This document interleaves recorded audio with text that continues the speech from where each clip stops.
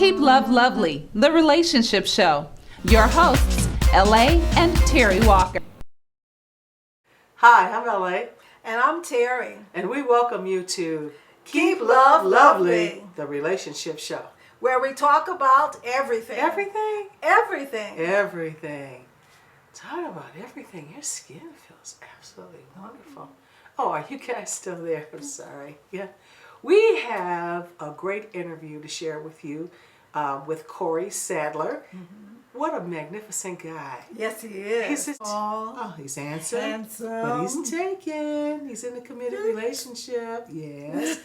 And he's going to help us talk about making time for romance. Mm-hmm. It appears that when you're extremely busy all of the time, you have to work a little bit harder to keep the fires burning at home. Right. How you doing? I'm good. I'm good now that you're here. Oh, you're the best. You are the best. Thank you for consenting to have this time with us. We really appreciate it. My pleasure. And we're looking forward to finding out what makes Cory tick. It's a lot of hours in a day. No, seriously, Cory. How long have you been in your present relationship? 3 years. 3 years. Just celebrated 3 years last week. That's awesome. All right. We have a lot in common with Cory, as it works out, because each of us has had a lot of relationships before we finally found that someone that we could settle down with, although none of us likes to use the word settled. Well, I married all of my relationships. Just say no. Just say no. Okay. And what makes this different than your other relationships? It's mature. Okay. I had to go through a lot of different circumstances and a lot of different situations in a lot of different relationships in order to be present in this one. I think present is a very mature word for this relationship. I'm fully present. That's awesome. Yeah. Before it was the next thing, the next goal, the next high, the next event. It was always looking forward to something other than what was in front of me. And now it's just being still in this moment and very present in this exact moment. So you're settled. That's a very settled I statement. hate that word. I know. I always say I don't want to settle down. I want to find someone to run right alongside with me. But yes, I am getting more comfortable with the word settled, and I'm definitely just more at peace with myself. Now, men and women, lesbians, gay guys, have a different approach to relationships. How do you see those differing? Well, I guess the first stereotype I would go after is that women tend to be gatherers and men tend to be hunters. And so there's a lot of stigma and stereotype in a same-sex relationship for the hunters as there is for the gatherers. So monogamy is a word that comes up a lot in an LGBT relationship. Is it possible? Is it true? Can two men have monogamy? Come on, spill the beans. Well, the answer is it's whatever you want it to be for your relationship. So if monogamy is the end-all be-all for you, align yourself with someone who has that same belief. If you're open to something different than maybe what you've had in the past or what you've currently allowed yourself to have, be ready and open to having that happen as well. So it's just figuring out and finding out what works for you, what works for your partner, and aligning yourself with those beliefs. That's probably one of the best answers I've ever heard. You know, we put up our guards. Sure. We think, I want this person to feel this way about me, so I'm going to act this way. And if we would just kind of knock all those walls down and just get real and get truthful, we would get to the end result much, much quicker. Join us next week for Stay Healthy and Love Longer. And does religion really play a part in your relationship? Absolutely. You think so? Uh-huh. Whether you stay together or not. I think really you need a little anger management. I don't need anger management. For what reason? Wait a minute. What are you talking about? That's what I'm talking about. You cut me off. I didn't even finish telling you. Oh, no. Not that again? Yes. We have to freshen it up some. And if that's the way you feel about your love life, we really need to have this talk.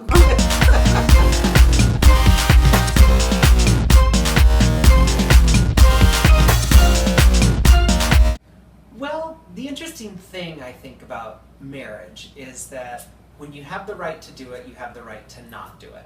So even though we have marriage equality passed for all now, I think that the rate of marriage is going down across the nation. So I think you're seeing a lot of people that say, if you're going to give the right to some, I want it for myself, but they're not necessarily exercising that right. I've worked very hard for years, not necessarily on the front lines like some of my friends and partners have, but very involved in awareness and the spread of information to make sure that marriage equality passed. I am one such person that does not believe at this point in my life that I will exercise the right to marry. So how do we fix people from divorcing as fast as they're marrying? I think we have to work on the pathology on why they're getting married in the first place. I think some people are exercising a right that they want to exercise because they can, but maybe they're not making the best choices in who they're exercising it with. That's deep. We've already hit on it, communication. Number one. Absolutely number one, and it could probably be 2, 3, 4, and 5. And then go back to 1 through 5. Communication is obviously number one. Openness and honesty, I think, are the same thing. They go hand in hand as number 2, but that circles back into communication as well. Sure. I think just aligning yourself with a similar set of beliefs goes back to communication, right? Right. But in order to figure out who you can align with to live in those beliefs, you have to first know what you believe in and what your value system is. And I think our values when we were 19 and dating versus our values, like me, I'm a 34-year-old now, are much different 15 years later. Sure. I look back at my 19-year-old self and would not take dating advice from who I was 15 years ago. So communication, honesty and openness, aligning yourself and figuring out what your beliefs are. God, if you can master those 3, what are the other 2? Right, exactly. We'll let you start. All right, there. I'll That's good. simmer on that. I'll come back to All right. it. So, there's your time, there's our time together, Yes. and then there's my time, known as me time. Time After for we have we time. we We time is first. Oh, me time after we time. I got it. Yes. That's pretty neat. I'm doing it. That'll help you remember. We time. And no we time, no me time. Oh. Because it comes after. Ah. So if you don't have it, there's no after.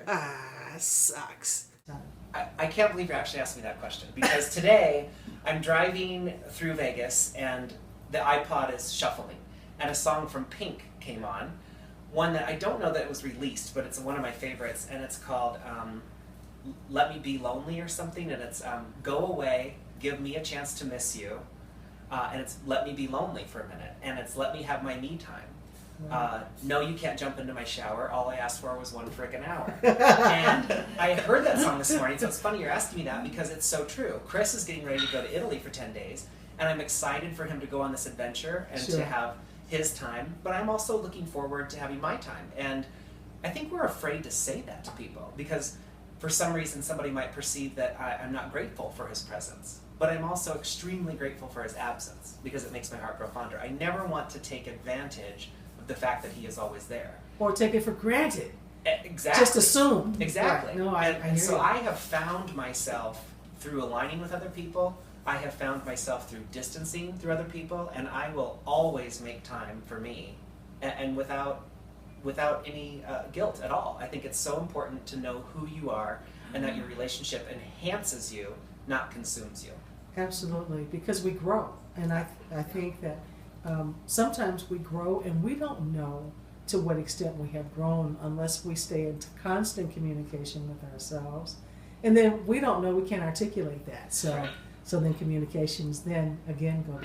Yeah, and it's through adversity and difference that we grow. I mean, you can't agree with your friends 100% of the time, you'll never learn anything. Right. You have to surround yourself with people with differing views. And if I'm always around somebody whom I align with 100% of the time, I'm never growing. Boring. I don't have a chance. No, boring. I like my time. So, online dating. Boy, that's an interesting one. Here's my best advice to anybody who's going to date in this modern world. Don't compare your behind the scenes to somebody else's highlight reel.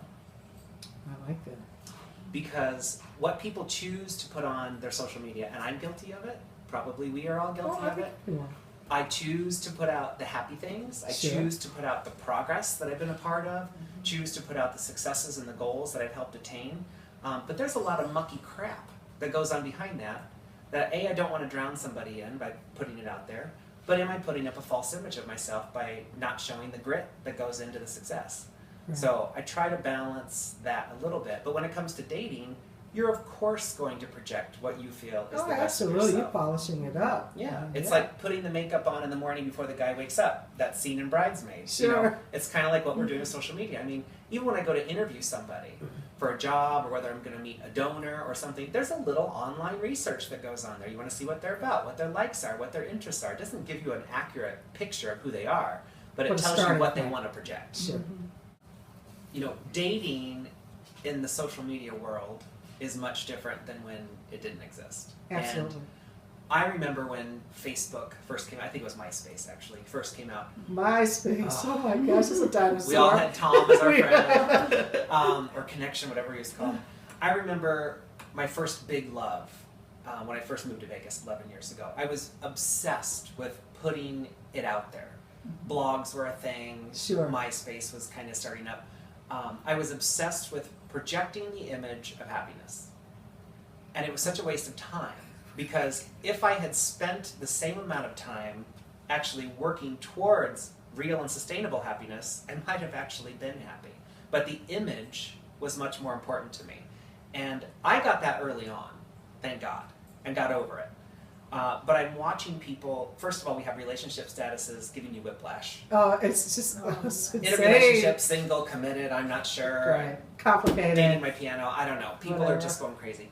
But it's like people just can't wait to flip that switch and project the image of happiness The to the rest of smiley the world. face, Yeah, right. and it's interesting because we live in a society where millennials are moving towards not getting married or not coupling up as quick. So it's interesting that the shift is away from it, but the image is still going right towards it. It's an interesting trend. I mean, I moved here 11 years ago for somebody that I met online. It was a much different world then, and I look back into how we met and what we did in order to make that meeting happen, and I think in today's world, you'd probably be dead.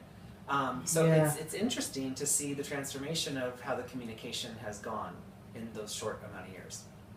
Well, there's always things people can do for the center. So, you know, a lot of times people get turned off, I think, in my job, I'm the development manager, so it's my job to manage the annual fund and the corporate sponsorships, fundraising.